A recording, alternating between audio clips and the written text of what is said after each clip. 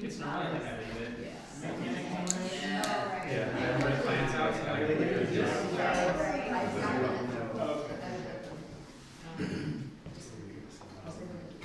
Hello, thanks for coming. Wow, we have a full house tonight. My name is Stephanie Lin. I'm the Dean of the School of Architecture. Very pleased to introduce visual artist and friend tonight, Théodora Barat. She's been traveling through the Southwest and has graciously agreed to stop by Arcosanti on her road trip through Arizona. I think she's still adjusting, so give her some time. We first met in New York while participating in a series of events and exhibits organized around Yonah Friedman shortly before his passing, and shared several days in a gallery together while installing works. I was immediately drawn to the deep research, attention to site, material narratives, and aesthetic inquiry that are embedded within her practice. Théodora's artistic approach combines film, sculpture, and installation, and frequently incorporates architectural and site-specific contexts. She examines modernity figures and dissects its chimeras in order to question our possible futures. She's currently a PhD candidate at RADIAN, developing a multidisciplinary project on the imprint of nuclear research on the Four Corners region, where she's been traveling for the past 2 months. Théodora was a fellow at Villa Medici, the French Academy in Rome, this past year. Her work has been shown at Sunken Plaza, K11 Musea, the Emily Harvey Foundation, the Elizabeth Foundation for the Arts, Canaille, Nuit Blanche, La Friche La Belle de Mai, Vilnius Contemporary Art Center, Palais de Tokyo, the Pompidou Center, the Boston Fine Arts Museum, and several international film festivals. Yesterday, she presented a new examination of industrial scientific military constructions to our students, based on her travels through the Four Corners region, questioning their possible documentation and representation. She explained how she explores and critiques the structures and patterns of nuclear politics and colonialism through the documentation of uranium extraction, atomic bomb testing, and disposal sites. Casual. This was followed by an afternoon workshop that involved the gathering of found materials in Arcosanti's boneyard and the composition of these materials into site-specific sculptures that responded to this research through an opposing ephemeral frame sited around the Alguerfia River. And you'll see photos from yesterday here. It was an incredible opportunity to reflect on Théodora's work in a new context, not to mention that it was a great deal of fun. We're very grateful to have her here. Please join me in welcoming Théodora Barat.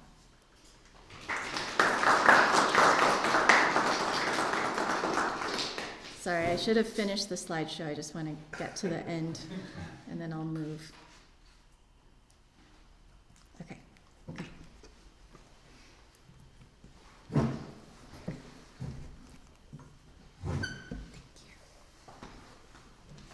Thanks a lot for the presentation. I'm kind of moved. So I'm gonna show you kind of like an overview of my work. My notes are here. Yeah. So as Stephanie mentioned, I am like what's called multidisciplinary artist, doing film and documentary and experimental film, installation, sculpture, photography, a bit of performance also. So like kind of why. And I'm also have like several approach as well, like more formal approach, more documentarial approach, and since my PhD, more researcher approach. So I'm gonna show you a few works like quite recent that I did that are kind of each kind of like representative of these different approaches. So first of all, I'm gonna talk to you about Une ville de rêve, Just Think Pilots. So I did this work in 2020 for Nuit Blanche. Nuit Blanche is kind of always happening in like early October, and it's like a night where there's like art installation and this kind of thing in Paris. So I did like 2 editions, and this one was in Clichy-Montfermeil. It was like city in the like suburb, but is having like a very big art center there, and they invited me to make like the luminous path for the exhibition. So I've been working a lot on light and how light can transform and transcend like the our, I don't know, reality. So I started with very simple projector that are also used in cinema. I'm very interested in cinema as well. This is one of my main references. So those are called maxibird. I don't know if it's like the name in English, but in French we say maxibird. So it's like very big. So you see that it was creating shape on the floor, like constellation of lights. And in the middle of the path, there were like a huge construction site of like a new subway station that is going to happen in a few years. So my idea was to unlight this construction site and to evoke like a film set, like the lighting of a film in currently in filming. Is it like clear what I'm saying? So I used cinema lights and like just unlight some element that I found quite interesting and quite massive. For example, those are like 20 meter high, so I don't know the hinge, like big, they're big. And so I worked with like the light, but also with the shadows, as you can see, with the reflection as well, because it was kind of rainy and there were like a lot of like water on the floor, and you had only one point of view of it. There were like a window in the fences, so it was the only point of view, and I used this only point of view to create everything. For me, it was in between like film noir movies or science fiction movies. Like I wanted to give this idea of suspense, that something is happening but not yet, and also to transcend like a space that is usually unnoticed, and that is like kind of like not very interesting, and how the light could just transform it and make it like kind of vivid. So little details that I love rocks, so I had to work on that. Like also with color, it was like a welder curtain, so that I put a light behind it, so it was giving something very thick red on the floor. So you see this kind of more formal approach thing. And on the other end, I wanted to talk to you about like another project I did more. That was my first more documentarial approach, and so it was big project. It took me like 3 years to do it. So it was a documentary on New Jersey. The idea was how New Jersey like was the laboratory of modernity, because you had like in the mid 18 like lots of inventors / entrepreneur like Thomas Edison or Roebling or those kind of people, and they were all in New Jersey. They sometimes had their headquarters in New York, but all the laboratories were in New Jersey. And so you had these, and after World War I and studying, and more after World War II, there were lots of military bases, and you had some connection between the scientific approach and the military approach, and like connection between the two. And after this like very military moment, you had like New Jersey became like the suburb of New York, and so lots of housing development and everything. So I used this timeline and make a film around it, and also you see like the military bases. The film is called Payless Monument. It was like an homage to this like monument shop, like it was just next to a graveyard, and I just find it very interesting because it was like kind of the resume of what I was looking at, because like I noticed that New Jersey was very proud of its own history and wanted to show it, like to show it off, and creating museum for any small events that happen in New Jersey in order also to like create its own history independent from the history of New York. And so I don't know, for me it was kind of relevant. And you had on the other side some sculpture that I made that was like reenactment of like roadside element. This is based on New Jersey barrier that I found, an element that I found very interesting because it has like a double use, like military use and urban use. And for me it's kind of extremely relevant fact that you can have a creation for even something for like both military and urban use. And those are based on head wall that I just discovered those shapes there, and I found that they were like just amazing. Remind me a lot of like minimalism and everything. So I just created a series of few sculptures that were based on head wall structure and shape, but like they had not the purpose, and I add a new purpose. This one was holding a TV showing some monuments that I found very interesting. Here you have like I don't know if you remember that, but like Orson Welles did a prank on the radio, and he made the alien land in New Jersey. So people from Governors, New Jersey were absolutely afraid because they were actually in the city where the Martian ended. And you also had like another one with the first dinosaur fossil found. So it was the birth of paleontology in New Jersey. So this kind of like monument that I found very, very interesting. This one was showing like rocks, and especially fluorescent rocks. New Jersey has the most diverse fluorescent rock in the world, in the far west, in Franklin, and so they're very proud of it. And so I collected them, and you can, like they're like with UVC, you can. And this one was another one more formal, more working with the lights, and it was linked with anaglyph, the old 3D. I don't know if you like with the glasses. So, but I realized that it was also kind of like police lights, but that was not that crazy because there were lots of policemen when I was like filming, so it was kind of a reference to them also. And here some like pictures, and you see like the fluorescent light.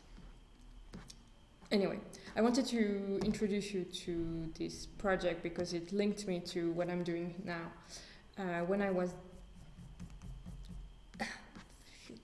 there, this guy told me about like an accident in New Jersey with like bore mark missile, and they exploded. One missile just exploded by himself and released plutonium into the environment. So they they had like they put a concrete cap on it, but still like with the rain and all the water that they used to shut down the fire, there was still some radiation that were like leaking. So it happened in the 60s, and in the 90s they just dig all the earth and shipped them. And when the guy told me this story, he just forgot the name of where they were shipped, and he told me in Utah. And the way he told Utah was like, this wasteland. So I thought myself, okay, New Jersey is kind of like the laboratory of modernity. Maybe Utah could be like the wasteland of modernity. So that's how I started to work on that. And I realized that it was just linked to the Four Corners area, and it was just not Utah, but like there were connections with New Mexico, Colorado, and Arizona. And New Mexico was like I forget the where like what room, like what's the most scene, like where you have all the museum and everything, and like the Arizona, especially Utah and Colorado, were more like the wasteland where they put some uranium disposal, and especially in the Navarro land and everything. So I just, sorry if I'm repeat myself from yesterday, students, but like it's the same subject. So.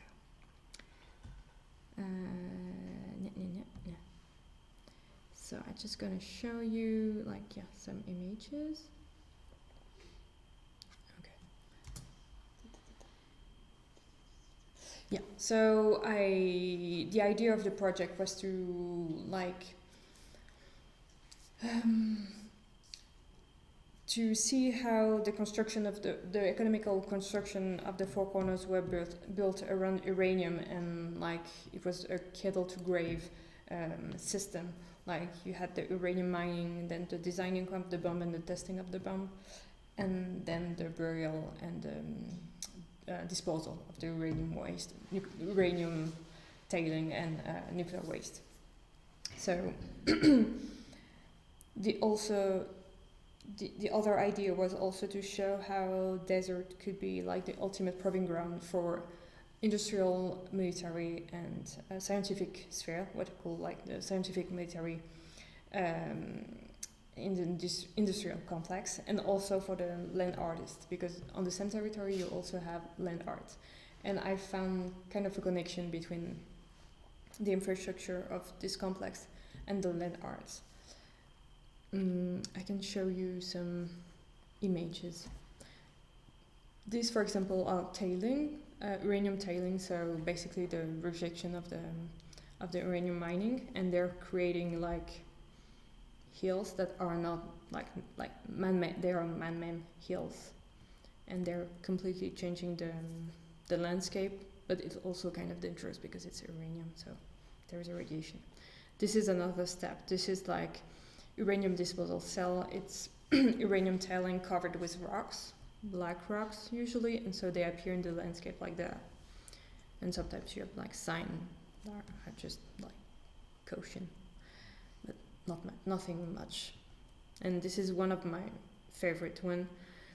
This is in Mexican Hat, Utah, and so I kind of very interested in the difference of color between the actual geology and this like new geology. And they also have like little plate. And I really like this connection between the very intense geology that is almost a monument by itself and those elements. And this one is seen from above with like the skyline of the Monument Valley. Sorry. And I'm just gonna check if and I'm just gonna show you some like images of infrastructure I'm talking about, and the link they could have with like land art. Sometimes it's very relevant. This is like a bunker. This is like satellite thing here, like something in the desert for calibration of the aircraft. And this is like non-sealed sentinels. This is nuclear energy sculpture from Ari Moore that was like kind of an apology of. Just trying to find another one. No, I didn't put this one. Okay. So I don't know if you see what I mean, but like, there is a strong connection, a strong formal connection between like a porosity between like the land art and the infrastructure linked to nuclear. For example, there is like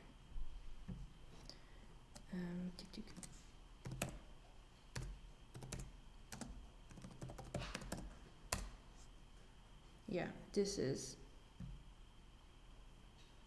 like something on Trinity site, and you see the connection with the Sentinel that I've just shown. Sorry, I'm not used to PC. Yeah, so this kind of, it's almost a joke, but like there are some connections. And and as a researcher, there is like two things I want to do in my PhD. So this is like the field of research, but there is two things. I want to work on the possibility of a sculptural or documentarial sculpture, how sculpture can be linked with archive history, and have a documentarial approach. And for this, I started a series of sculptures.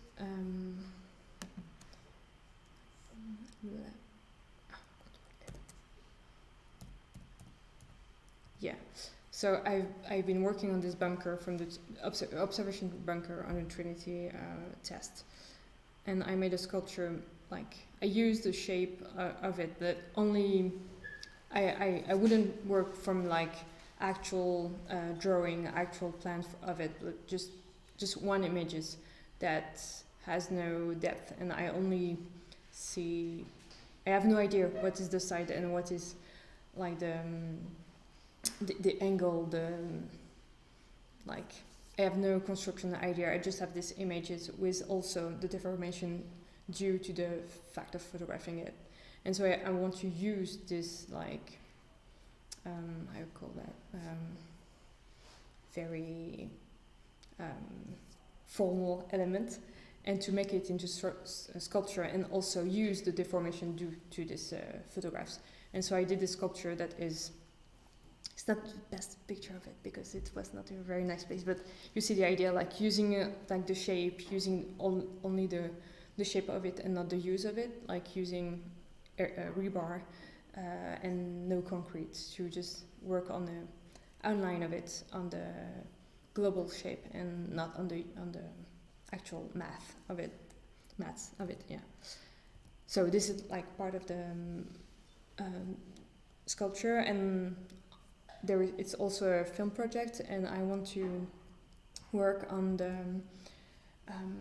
like thinking the editing as a volume, and how, for example, I could use crystalline structure as a structure for a film.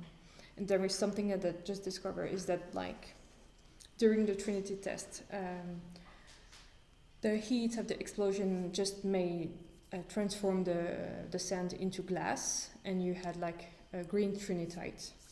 The glass is called trinitite, so it's basically a radioactive glass. And so you have the green trinitite with just sand, and you have the red trinitite with sand mixed with copper from the wire of the bomb and iron from the bomb tower.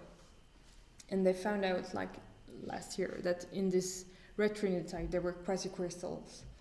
So quasicrystal, I don't know if you know what it is, but like it's kind of a mutation into structural crystalline structure.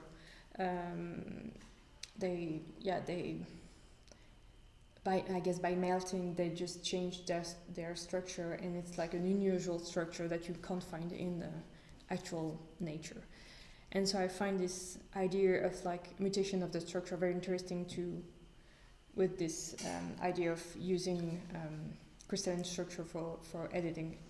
And so the idea is to make what I would call quasi-film, like film that are constructed at the same way as those quasi-crystals.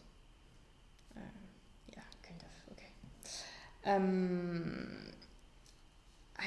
If you have any question, I don't want to like spend too much time on that, but I wanted to propose you to just show you a short film that I did last year and a half in Hong Kong, and I thought it would be quite interesting that I show it to you, like the whole thing. So it's kind of, I would call this science fiction documentary. So it started in very factual elements on Hong Kong, and slowly goes to science fiction. I won't say more because otherwise I will like spoil it. No spoilers, please. Yeah. If you have any question, you can ask me after. Can we shut down the lights?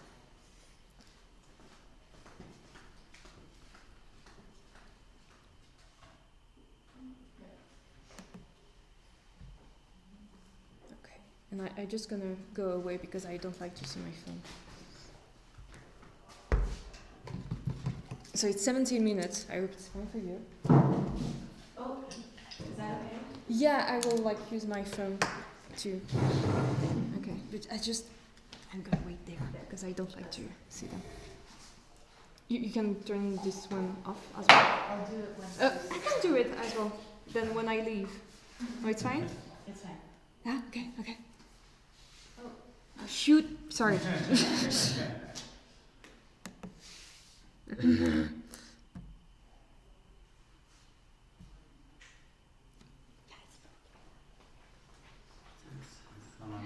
It's fine? Yeah, click it one more time. The what? Play button. Why? Okay. Maybe just press the space bar. No, it's kind of weird, yeah. There you go. Yeah, it's fine. Ah, sorry. Thank you.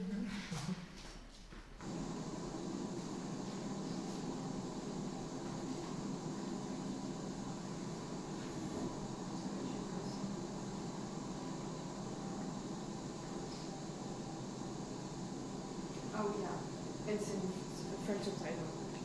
Hope you don't mind. You have English as well. Is English available? Yeah, it's only in English like subtitle.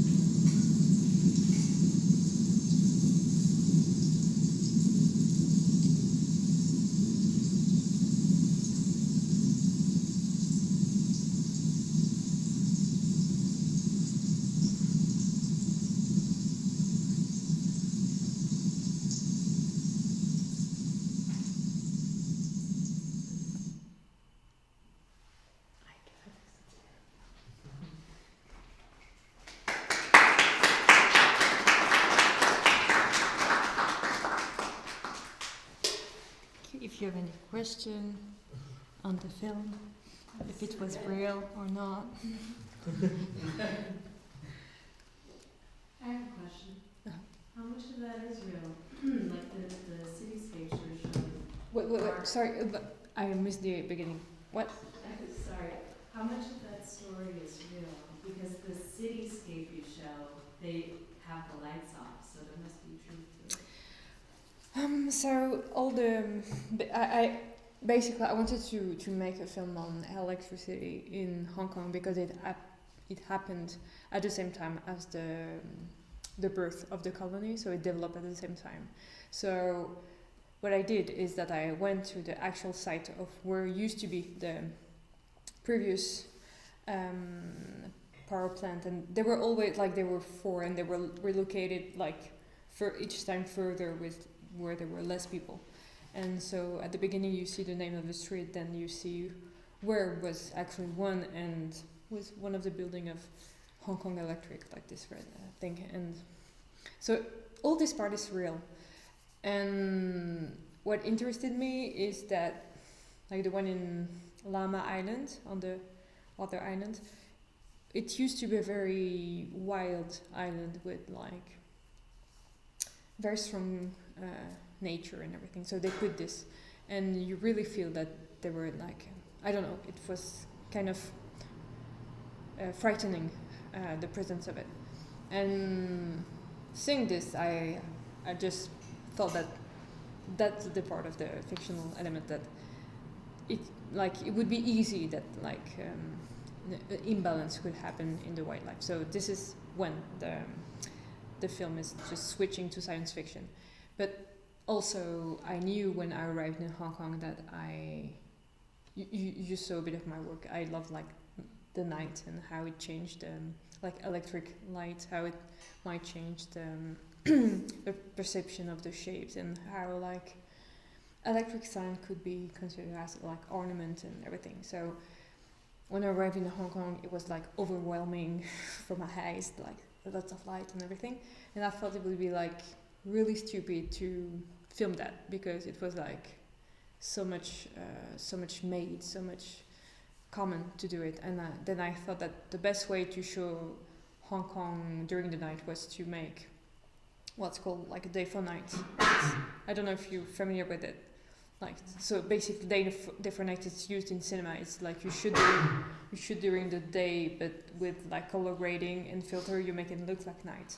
And so this is what I maybe like the whole story and everything is just like was just a way for me to make the day for night, because I wanted to make it. I thought it was the best way to show Hong Kong, and also to interrogate this architecture, because this is like a pure capitalist utopia, and the architecture fit with it, and showing the architecture for what it is without like this ornament that just make it nice. I found that it could be very interesting to show how an architecture can be dominant and oppressive. And of course it was also kind of a reference to what is politically happening right now in Hong Kong, with like the retrocession of China. Like, I'm not sure of the vocabulary in English, but like how China is coming back in Hong Kong and like hold attention and everything. And of course there was a play of word with off power, meaning like also no electricity but no power, no actual power. So yeah. Other questions? And I answered your question right? Yeah. Okay. So the shots of Hong Kong with all the lights off, those were filmed during the day? Yeah, at 6. I had like very short window between like 6:30 and 7:15. On Sunday it was like a bit 7:30, so it was better. But like, yeah, it was very short building, very short window between like the switching of the street lights and the beginning of the traffic jam and everything. Because of course I wanted nobody on the shot. But that was not possible. But like I wanted the least possible, and especially no like mega buses and lots of cars and everything.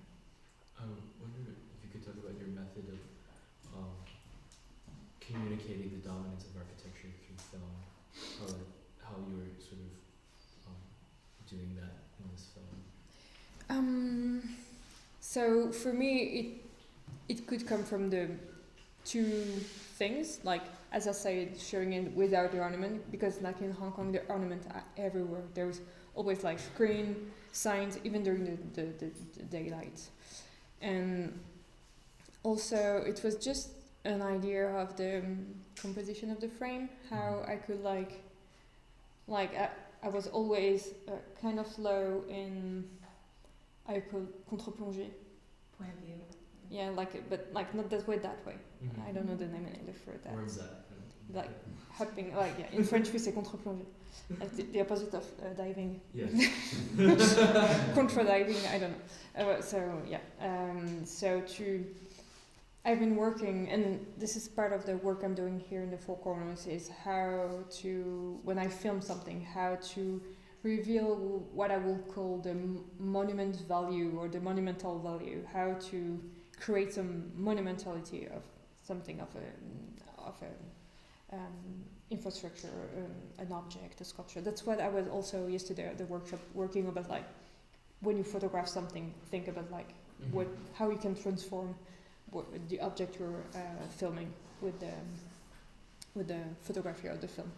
So basically this was the two ways and also I guess like having empty streets kind of go into this path as well, like to show just a building, no little people animating it. So yeah, I answered the question. Yeah, it's fascinating.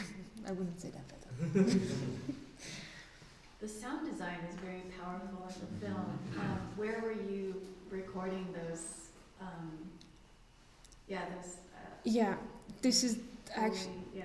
This is like the first time I'm making so much intensity in the sound, because usually I'm like bare minimum or even silent film. So actually nothing was recorded in Hong Kong. It was like pure post-production process. I did I recorded a bit of like in Lamma Island the power plant that was making a very loud noise. So I guess this is like the only direct sound.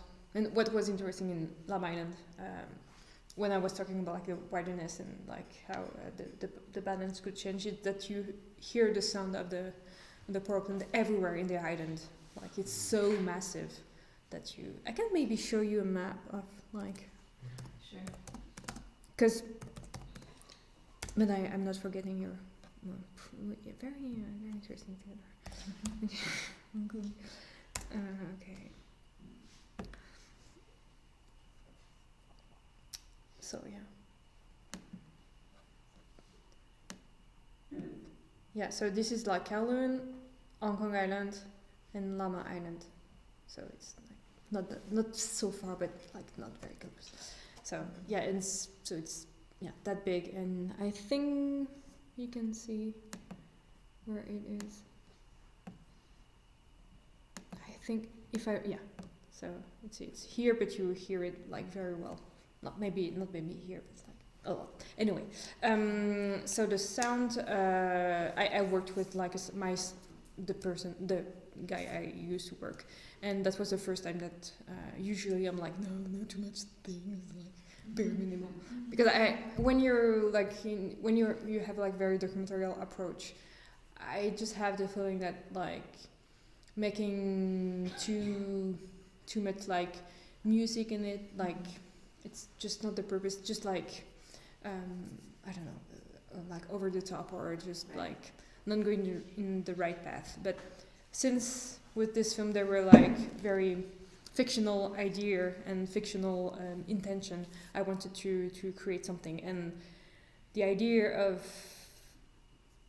that the presence, that the electric ants could only appear with the sound and not with like their actual presence was something that I knew I wanted to do, and I found that it was much more interesting to like didn't want it like to film and I just wanted to that it would be only like you say a menace. Yes, you said that, like you don't see it but you hear it, and it's much more frightening.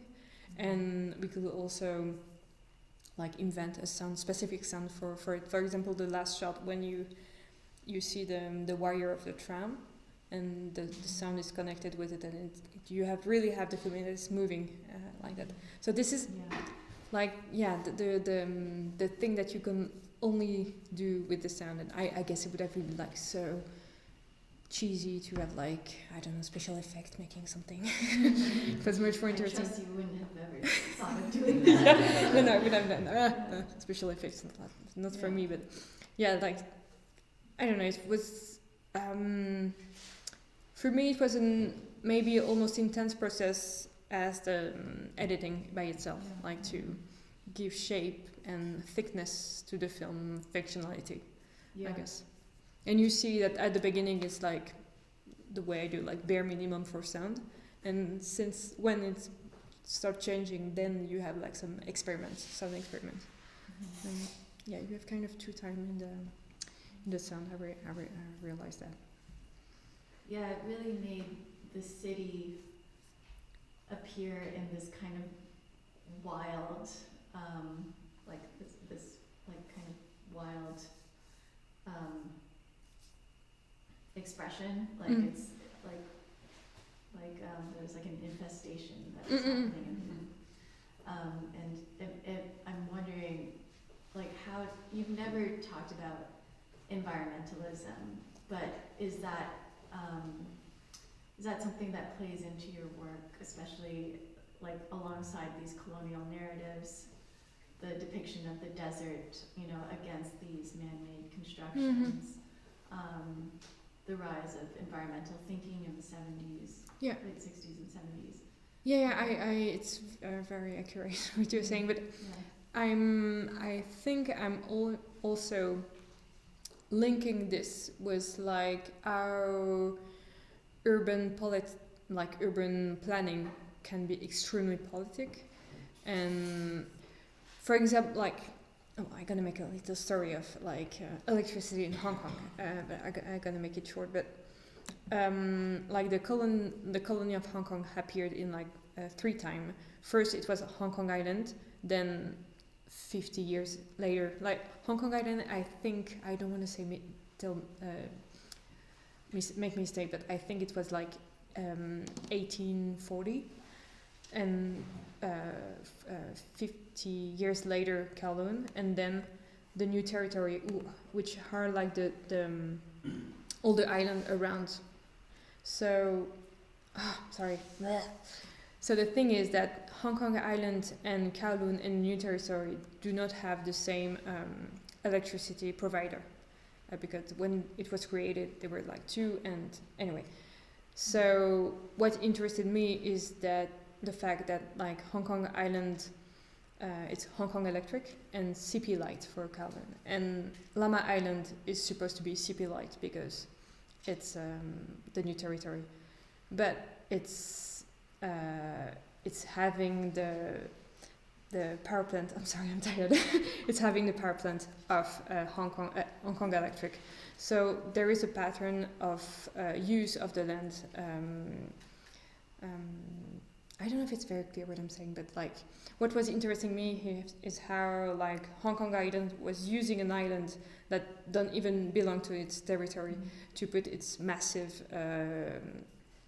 power plants, and to just the relation for with the environmental question. I think I'm also very interested in how a territory can use another territory in order to preserve his own territory for the like disgusting stuff it might do. Right. So for me, simply in the fact of like rebuilding all the time further their power plant, it's an extremely strong political gesture. And so of course I'm very interested in those environmental research, but yeah, there is also a link that I'm making with like the how urban is extremely political. I hope I'm clear.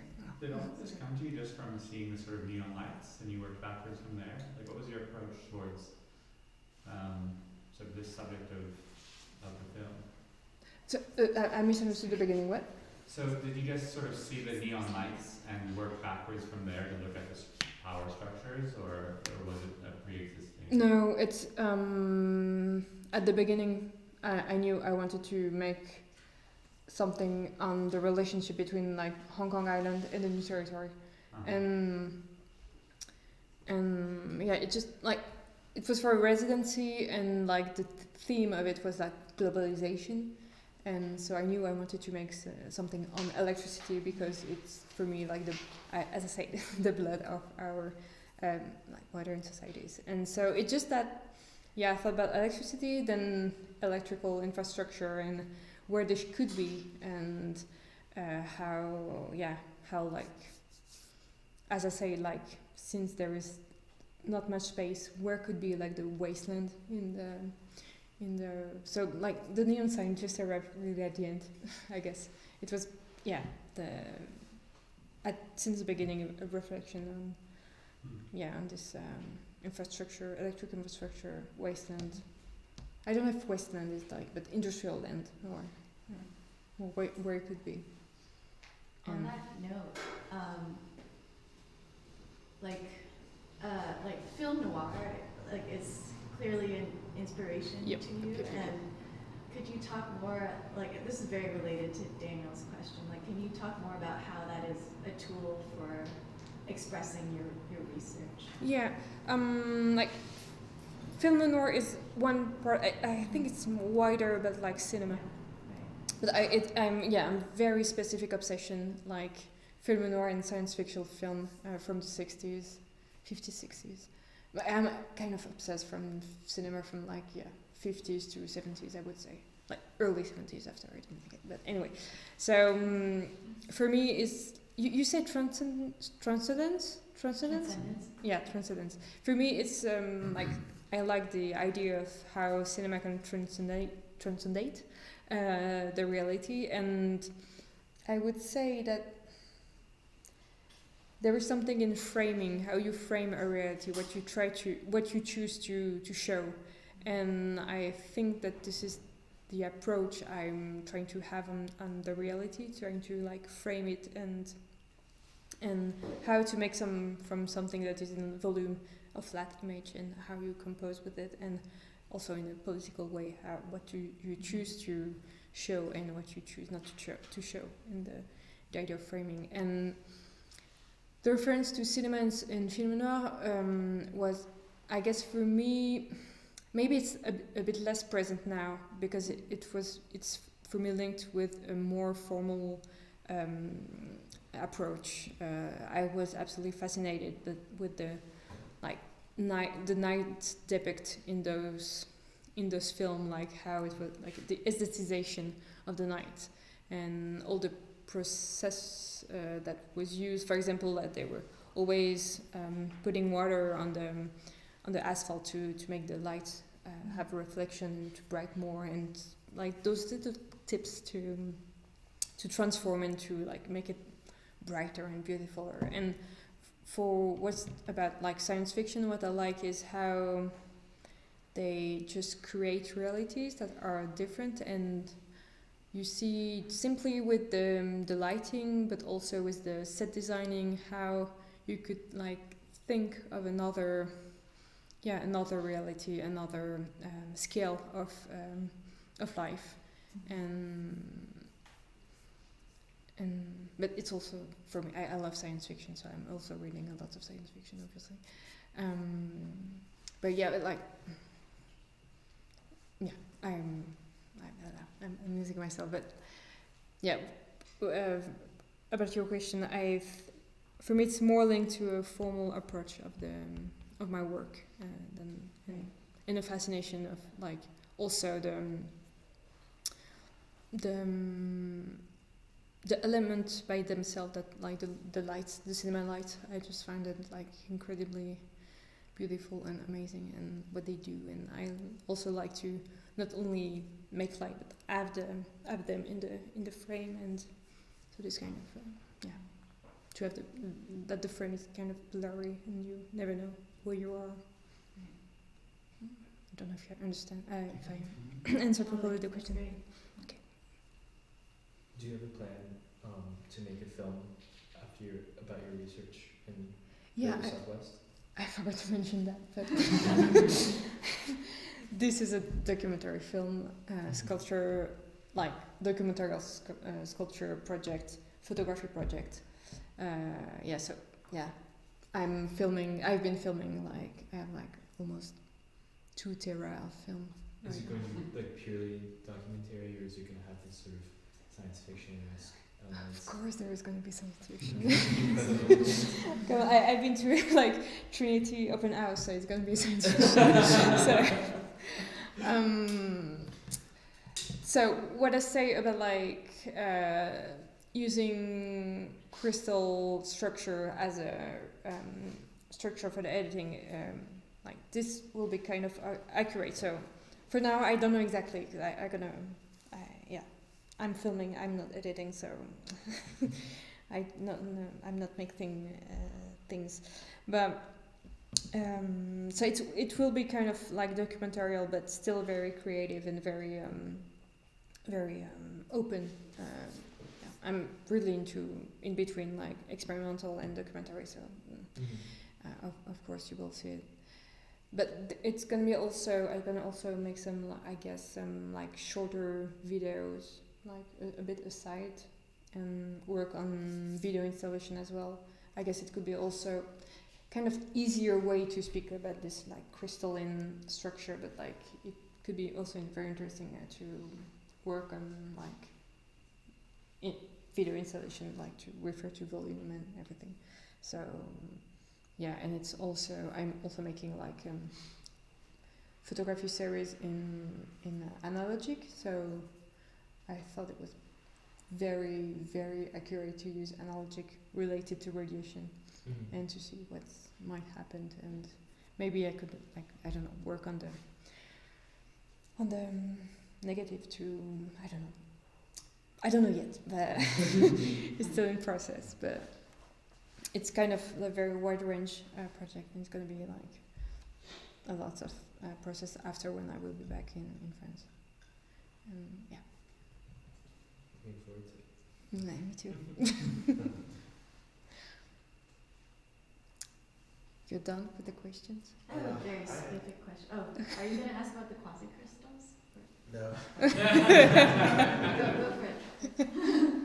Well, I'm fascinated by this kind of documentary art approach, and linking art to these rich kind of true stories. And I was wondering, similar to some questions that have been asked, when you approach a new project, what is your way in? Do you find a fascinating story and then unearth the kind of aesthetic artifacts out of the story, or do you find artifacts that are fascinating and follow them to the story? It depends. For example, just a quick story. For the how I arrived in Four Corners, I talked to you about the Bohrmark missile just consume itself and make some waste and everything. It was in 78. 58.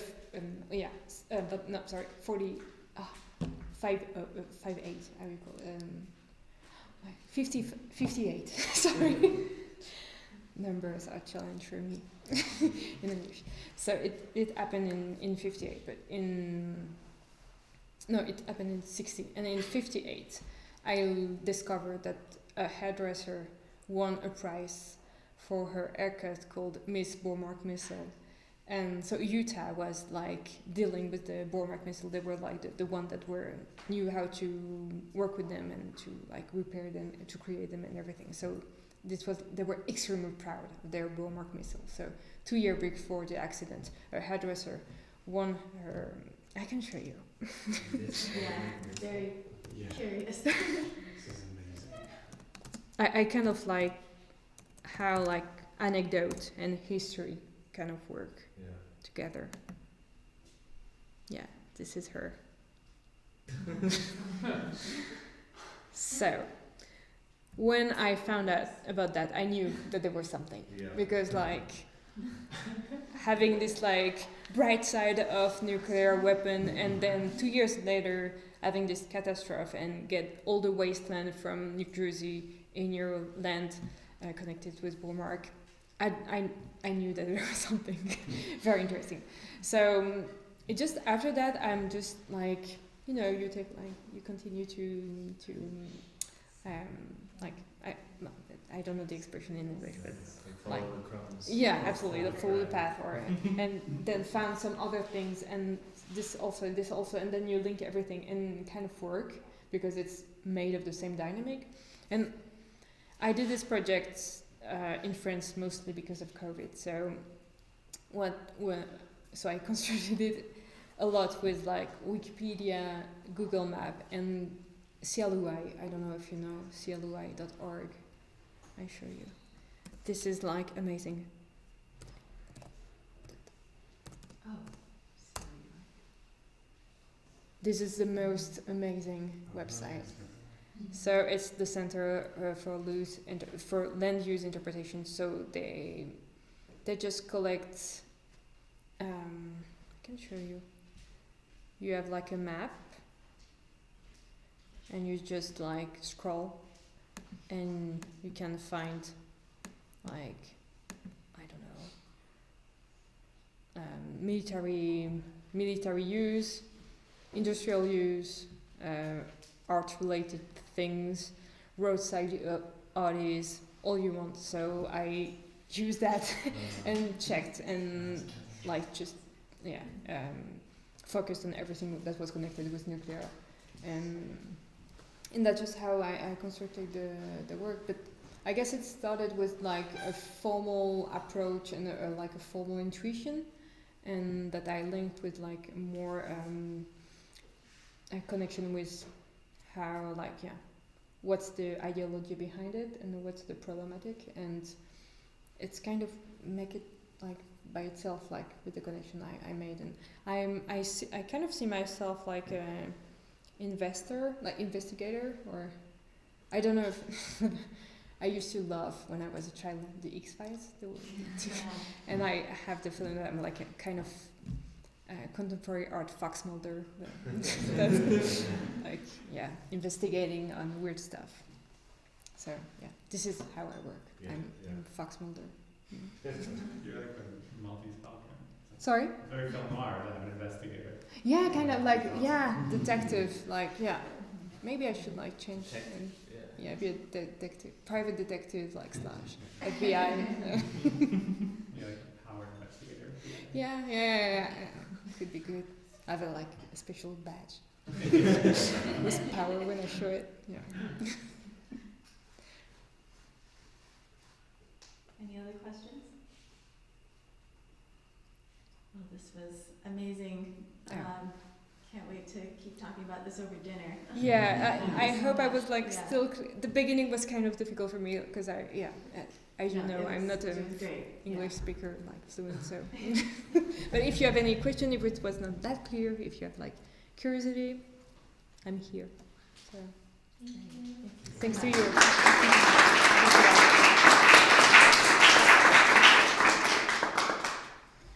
Cool.